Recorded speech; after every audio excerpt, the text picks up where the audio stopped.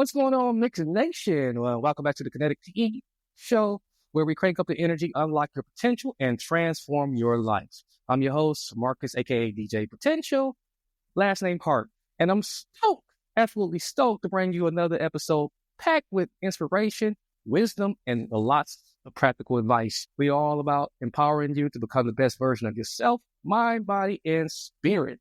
Now, today, we have a true champion in the house, a man who went from underdog to a role model, inspiring young people all over the globe. Give it up for Jesse. What's going on, Jesse? You're not the first one. That's a tough name. I got a French name, and it's got a capital letter in the middle of it. So, we just try our best with these things. Is it LeBeau? LeBeau.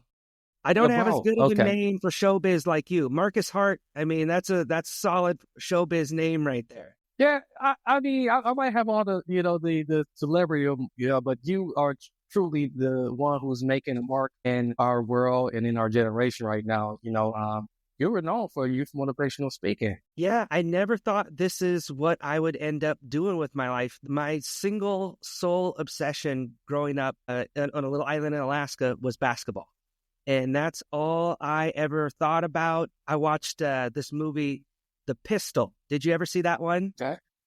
Yes, I saw The Pistol. Yeah. Okay, so it's the Pete Maravich story for those of who know it. And he was dribbling a basketball all the time and spinning it on a finger. And he lived out in the country, so he was like walking on train tracks, dribbling the ball. And I was like, okay, I'm going to do like the Alaska version of that. So there was a little bit more snow and a little bit more ice in my version of it. But yeah, I never would have thought I'd be traveling around speaking to kids and I have a lot of fun doing this. I could feel like I can't believe it. After all, it is about the kids. And, most importantly, you could be talking to adults, but what really led you to become a youth motivational speaker? Yeah. So great question. I guess that is just what I kind of felt called to working with youth. And it's because that's kind of the domain that I was in. So it all started with me, like I said, being back in Alaska, wanting to be a basketball player, right? And there was one big problem with that, and it was that I was the smallest kid by far of all my classmates in our little school, smaller than all the girls. And so this made it immediately like I was an underdog. I was going up against bigger, faster, and stronger players my whole life. And I had kind of this defining moment with this bully.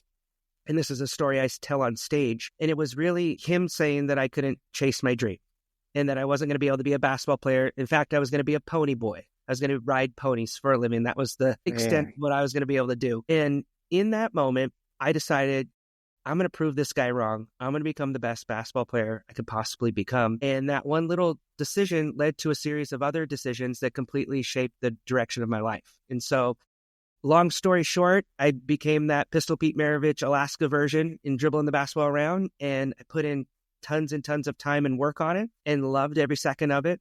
And from there, I went on to get a college scholarship, have a good career, and I broke into entertainment doing basketball commercials. My very first one was for Kobe Bryant. I put on his shoes in this Kobe 6 commercial, and basically the powers of Kobe Bryant and the Black Mamba come into me, and I run all around Los Angeles, and I'm dunking on everybody and dominating everyone. And then I go back to the store and I'm like, I'll take a pair of these shoes. And what was cool about it was the thing that allowed me to be in that commercial. And then from there, go into movies and TV shows and tons of other commercials was basketball. I would show up to these auditions and everyone else would look like a basketball player. And I would look like a little boy.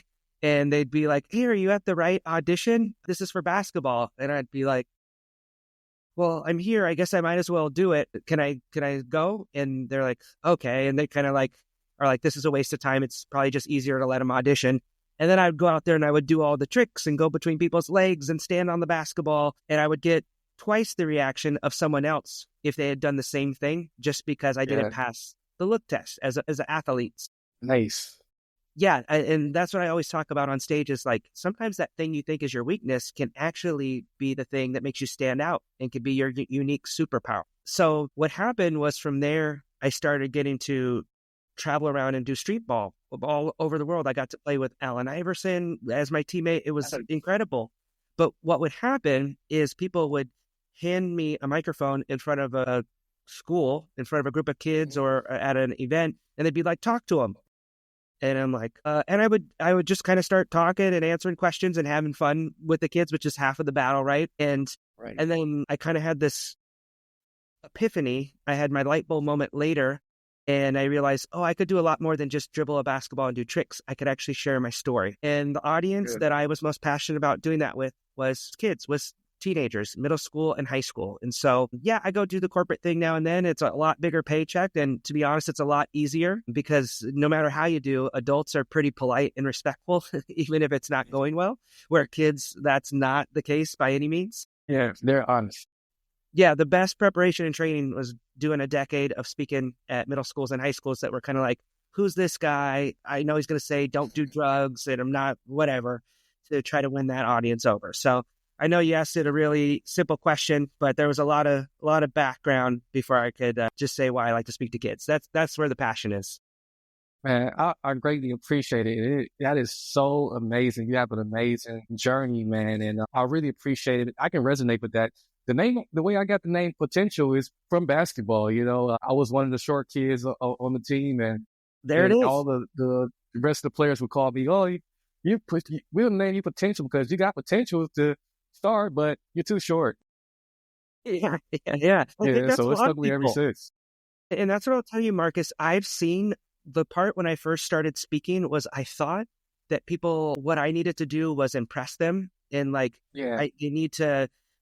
have to have qualifications and I have to have credentials and I have to have all these things, but you have to start somewhere. And the most important thing you can have in the beginning is just your passion and your work ethic, right? And early on, you would lean on, well, I've done these cool things and I worked with these celebrities and done these impressive things. But after giving hundreds and hundreds of talks, you start to see patterns. And one of the patterns that I started to see was that kids would come up and share. And the thing they really connected with me on wasn't that I did a movie with Kevin Durant or Allen Iverson or those cool things that I thought would win them over. It was when I tell that story about being bullied in the 7th grade, because they are going through some type of tough time and they feel like an underdog. And almost every single person, old or young, I found, almost all of them exclusively identify in some way to being an underdog.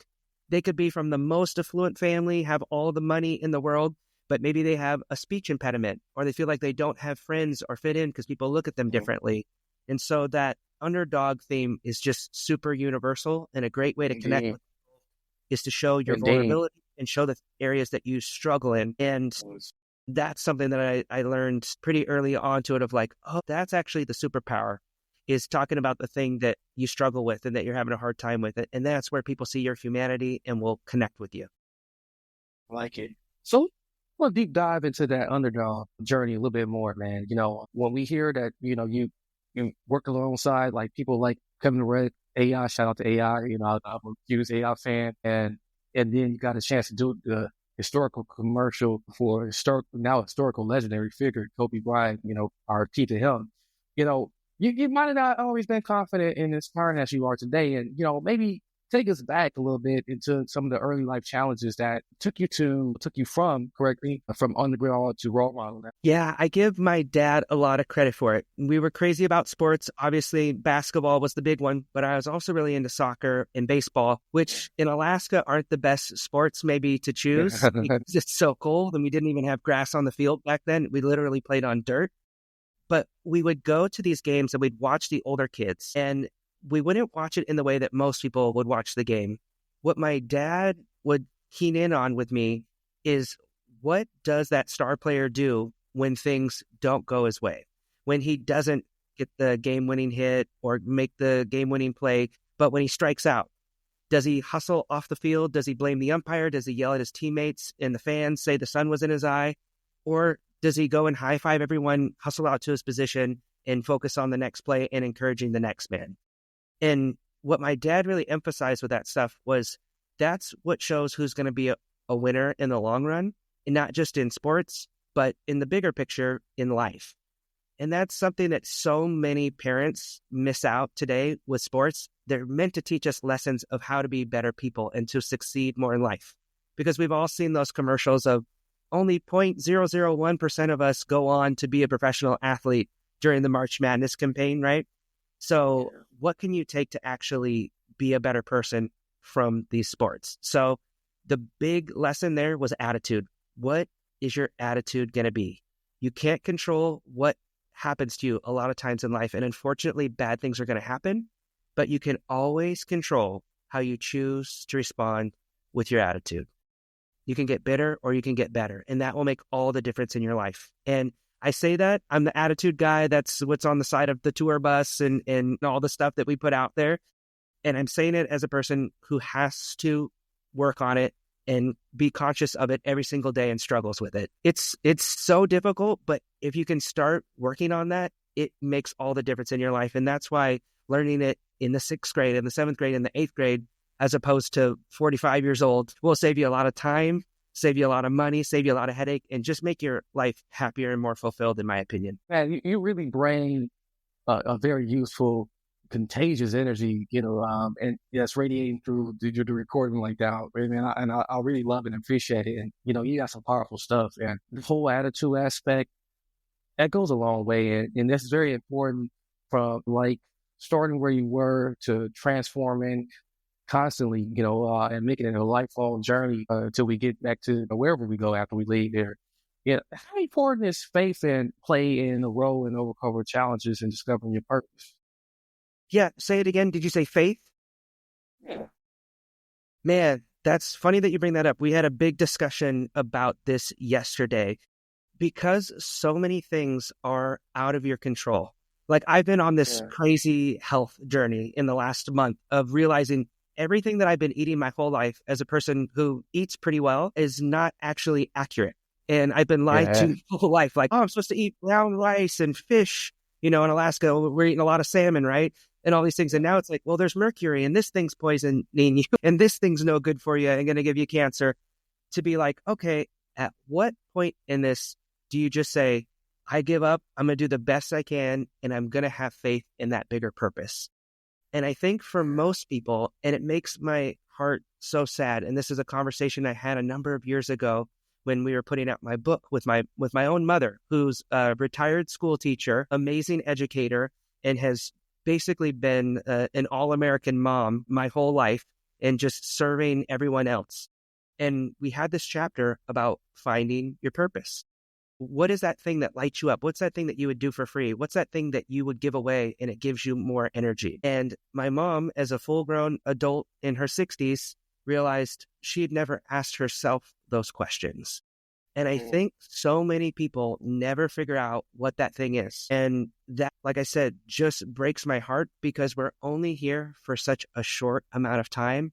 And so the quicker you can find out the thing that is your gift that you love to do, and you can find a way to make it as part of your life, man, that makes your existence such a happier one. And I want to squeeze every ounce of joy that I possibly can. And for me, my goal, I wanted to be an NBA basketball player.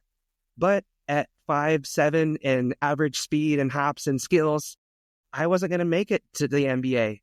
But I was like, how can I pivot and still have basketball be a part of my life, make a living, and create just an awesome existence? I could be a referee. I could be a basketball trainer. I could be a coach. I could be a statistician. There's a bunch of different things that you could do. And I kind of found this little niche with doing basketball tricks and incorporated it into my speeches. Right before this, I was on a call with a kid that we're doing coaching with, and come to find out the thing that he is crazy about is basketball. So that's how I'm able to connect with him and build some rapport. So now that I can step into a coaching capacity.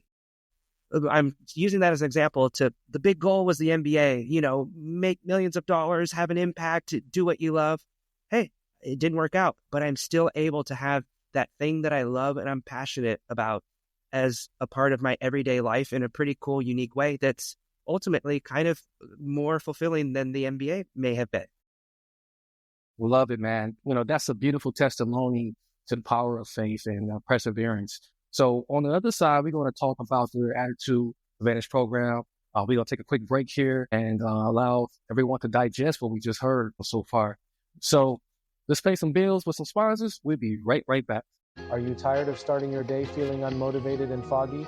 I want to introduce you to a coffee that not only tastes amazing, but also helps you start your day with purpose and clarity. This is a premium coffee blend that I personally created. It has a rich, smooth taste that will energize your mind and sharpen your focus so you can take on the day with confidence. But that's not all.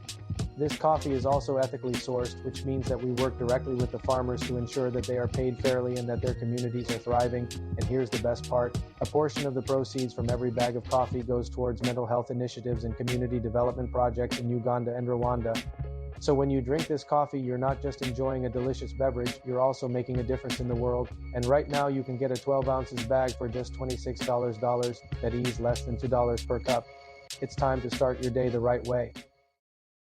Okay, we are back, everyone, with Mr. Jesse here, who's been just contributing great, education, great lessons, great things to just emulate. I can't wait to hear what we got on the second part of this. So, let's talk about the Attitude Advantage program. What inspired you to create this program, and what are some of the main goals of it? Yeah, so we have a 90-day teen coaching program that helps kids build confidence, grit, and resilience, and then master their attitude. And where it really was born out of was I was going and speaking at hundreds of schools every single year. And in the beginning, it was amazing and so exciting. And what would happen is after I'd go give a 45-minute talk and I'd do the basketball tricks and I'd interact with the audience, I'd have a ton of fun. What would happen is kids would line up and I would stand there for about 30 minutes to an hour and they would pour their hearts out to me. And some of them were lighthearted, like, oh man, I have a big dream. I'm a short guy too, and I want to play basketball, or I want to go and be the first person from my family to go to college and graduate and do these amazing things. And then other kids would have really difficult, unfair things that they were going through. One popped in my head right now of a boy in Orange County at a very affluent school, and he came up and he waited in line, and when he got to me, he said, "This meant a lot for me today because 6 months ago my dad committed suicide, and then a month ago my uncle committed suicide." So he lost those two influential figures in his life, and this was a common theme that happened kid after kid everywhere that I would go. And so as much as it's great to get all that positive sharing and trying to comfort them and say the right thing in those moments, the part that became frustrating over time was that I know that so many of those kids that said, I'm going to go do this, I have a big goal and a dream that I want to accomplish, don't know the first thing about how they actually go to do that. And so many of them, it's like, I liken it to like people go to church and the music's going and they got the Holy Spirit flowing and they feel amazing and they walk out and they go, where do they go? They all go to the restaurant to have a post-church meal. And pretty quick into it, the people are rude, they're mad and mean to the waiter. You're like, this is not a good example of what you just came from. It wears off, right? So it's the same thing. They're motivated, they're excited, they met someone that maybe has been around other people that they know or they've seen on TV, and that's great. But most of them aren't going to follow through because they don't know how to even do it. And so that's what this program was built out of giving them the roadmap to go from where they are in their life to where they want to be. So the thing is, even kids that have awesome, amazing parents that they have a good relationship with, they usually don't want to hear it from mom and dad. So if anyone's listening to this that has a teenager, you're probably shaking your head right now and you could totally feel my pain on this. Everything you're saying a lot of times is going in one ear, out the other. Even though you know you're nailing it and you're saying the right thing and you've lived it, that just isn't in the cards for them. And so having an outside mentor that could come in and be the fun person and kind of echo those things that you're saying, then they go, and I'm guilty of the same thing in my own life. I remember I sat down with this NFL football player. His name's John Dornbos. He does magic too and hosts the Ellen Show a bunch of times. And he had a bunch of one-liners that were amazing. And one of them was, you got to work hard and you got to treat people right. And I was an adult at this point, and I got out of there and I called my mom. I'm like, you're never going to believe this awesome advice that this football player told me. And she was quiet. And then she goes, you idiot, I've been telling you that your whole life. Why are you wasting my time with this? Click. And I thought about it. I'm like, oh, yeah, she has been telling me that. So So that is the program. We do a bunch of different stuff in there, but at the end of the day, it's all focused in on confidence, grit, and resilience, and their attitude, because all of the data and research shows if we can help them improve their confidence, that spills into almost every other area of their life. So if it's they don't like the way they look, they're having trouble making friends, they're lonely, you name it, the kids that believe in themselves, that truly love themselves, they're going to care less about what their peers think about them. They're going to go on to do amazing things, be confident, successful, and happy in their lives. And so that's a Attitude Advantage program in a nutshell, and why we put it together. That's incredible, man. Absolutely incredible. And as you was talking, it made me think about my teenage son. I got 2 teenage sons. So Okay, here we go. Oh my God, they just do not listen. Yeah. But yeah, so like I know that coaches like got, they're a great coach when they got an amazing backstory and along with like basketball background, because they draw up the best plays for life. So can you share any like specific success stories or examples of how the program has impacted young people's lives? I know you mentioned one, early on, and like how it really drawn you more into offering this program. But is there any more, or one example story that you would like to share? Yeah, man, you could pick a subject and I could run with it. It's so cool about this is every kid and every person is just going through something different in their life. So a success story for one kid might mean they got back into school after being incarcerated and they've been on drugs and they've cleaned up their life that way. That's what we might see as a more extreme one. Other kids today with mental health, it could be self-harm and dealing with these feelings and thoughts of suicidal ideation and those types of things. Where another kid, it might just be they're lonely and they don't have friends and they want to make one friend. So it's such a wide spectrum of the things that kids are going through. And what we do is we meet them where they're at and we find out the things that they want help on. Because here's a difficult thing, and this, maybe you can relate to this as a parent, can drive a lot of parents nuts. You can want something for your kid as bad as you could want it. It could be something they're struggling with, or just like, I want him to excel like me in basketball. But he doesn't have the same drive that you had for that thing. And no matter how bad you want it, all of that's great and it can be helpful, but it comes down to how much your kid wants help with that thing.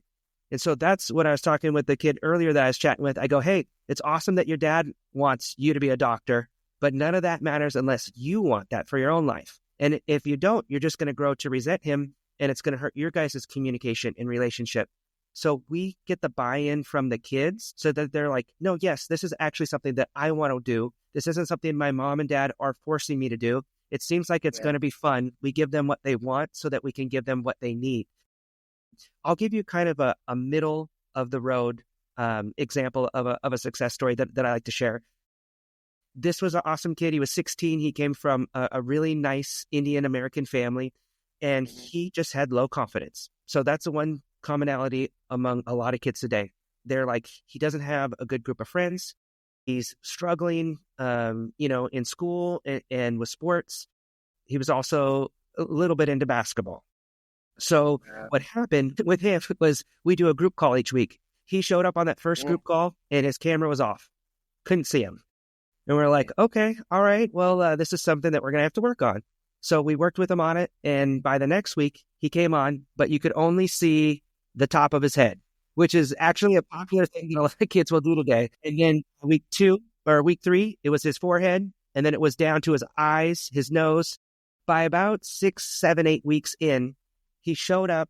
He is a good looking kid. He had his full face on the screen, and we usually start with a celebration. And sometimes for the shy kids, that can be like pulling nails out of them, right? And so we go, hey, does anyone have a celebration? And he goes, hey, I have a celebration. Could I start us off? I actually have 2 celebrations.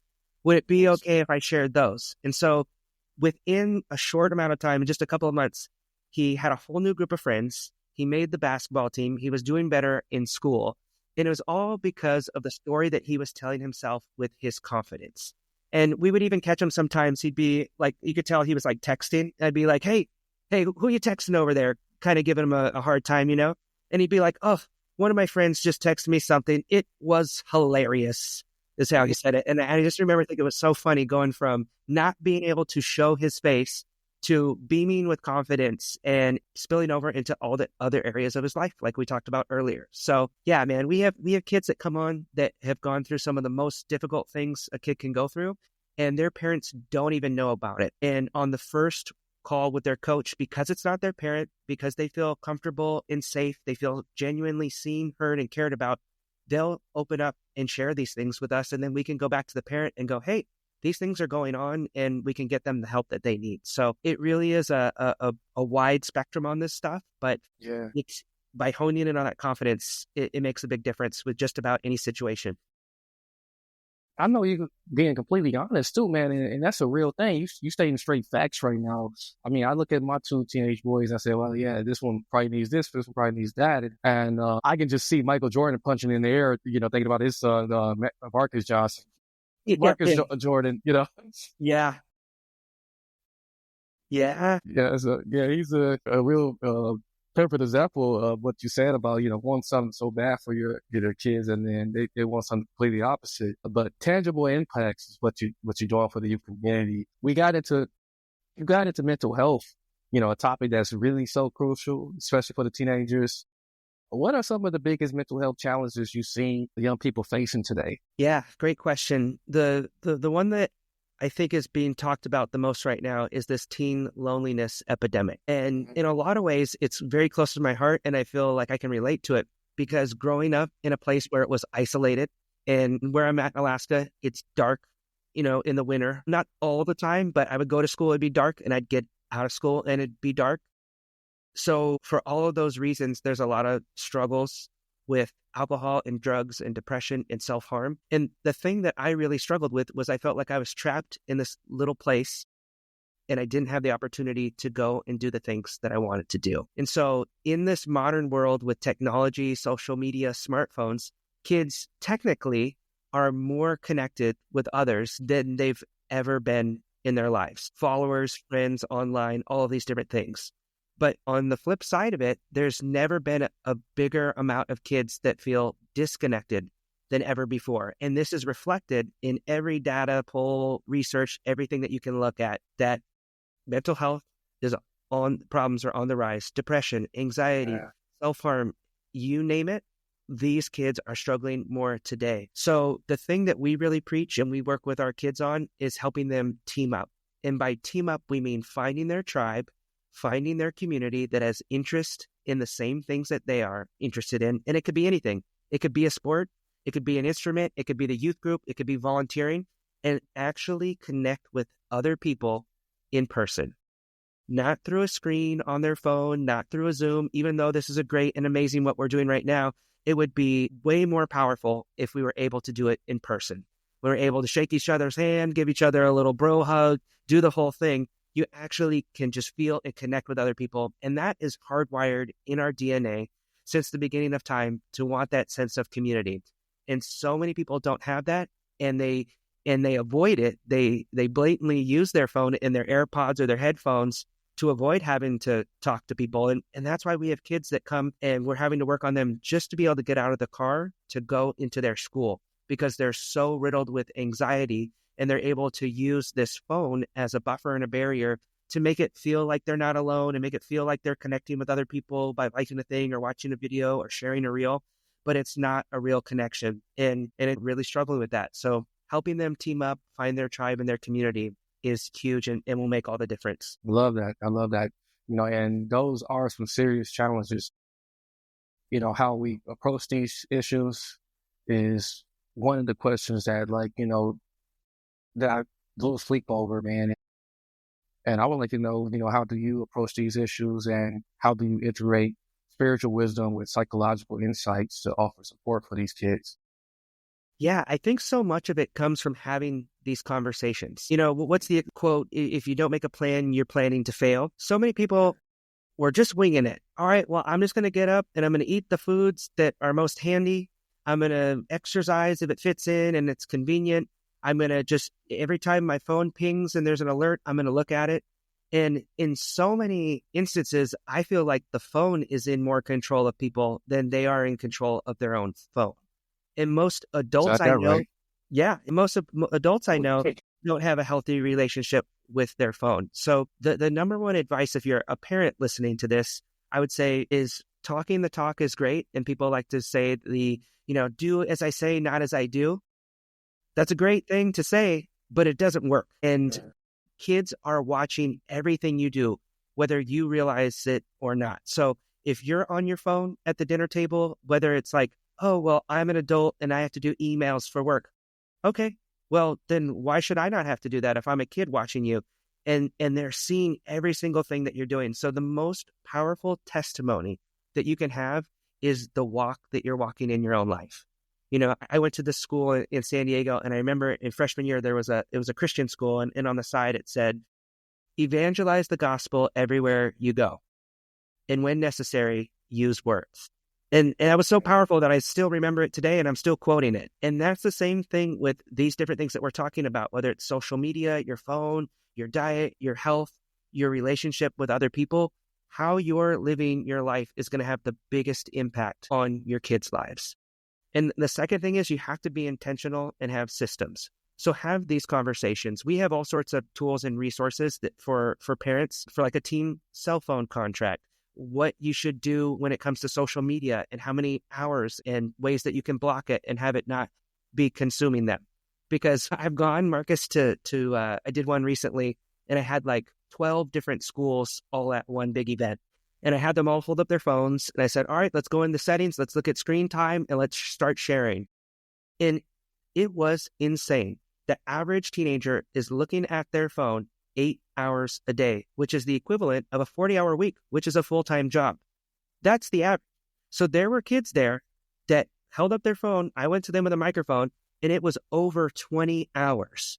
So I think they're falling asleep with it on, which, I mean, hopefully they're getting sleep and not on it that much, but it's so out of whack. So if you don't put some type of limit on there, you are going to use it to the absolute fullest that you possibly can. So I guarantee if you give your kids 2 hours of screen time, they're going to use 2 hours of screen time, and they're going to be asking for hours and 1 minute of screen time. So you got to come up with what those systems that will be in advance. And then that helps you learn discipline, because these phones aren't going anywhere. Social media is not going anywhere. Right. And so they have to start learning now while you're still there and they're in the home of like, all right, what's the positive side of this? What do I like about it? I like connecting with friends. I like being able to research and get more information on things I'm interested in. What's the bad side? Well, I kind of don't feel good after I go on a binge of just doom scrolling. And I feel like I miss out on opportunities. I'm not in as good of shape. I don't sleep as good. All of these factors, and have them start realizing it for themselves. And once they do that, they'll be better prepared for the world when they hit 18 to make those decisions, hopefully better on their own. That makes a lot of sense. And that really, truly is a holistic approach to, some of these challenges, man. You're really nailing it here. And we take everything you have given us so far, man, dropping in the lake. We got diamonds in the lake. So, man, thank you so much today. So far, like, I have noticed throughout the entire episode, you're a great storyteller. In fact, you're a master storyteller. And you use your own story to empower young audiences. How does storytelling play a role in your work, and what techniques do you use to connect with your audience? Man, how much time do you got? We could nerd out on this one. I love that question, Mark. I think it really is that thing that I touched on earlier of using your weakness, your vulnerability, the thing that you struggled with, is really the area that will make people connect with you and open up. But yeah, there's so many things. Like, it may just seem, if you came up and saw me talk to your kids at their school, that you're like, oh, he just kind of goes up there and it seems like you're kind of winging it. But everything is detailed and very intentional. So I know the adversity that I'm going to hit when I first go in front of a group of kids is, who is this guy and what is he going to be preaching about and tell me that I shouldn't do?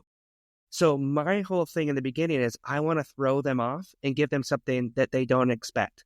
So I'm going to have whatever the hottest song is that all the kids are into playing when they walk into the gym or into the auditorium.